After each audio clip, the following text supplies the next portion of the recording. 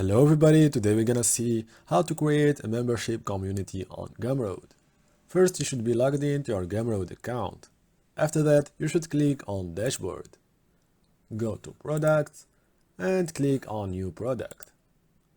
After that, you should click on Membership, so to start a membership business around your fans. Enter the membership name and enter a price per month. Click on Next.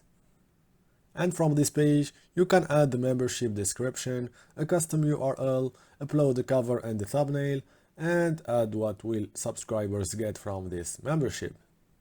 After that, you should add some tiers. Enter the tier name, description, and the pricing.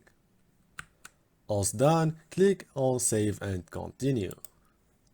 From this page, you can enter a content to provide your subscribers or upload some files to provide your subscribers.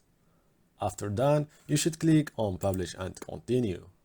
And yeah, your community is ready now and the link can be shared to your fans. Copy this link and share it with your fans so they can subscribe to this community.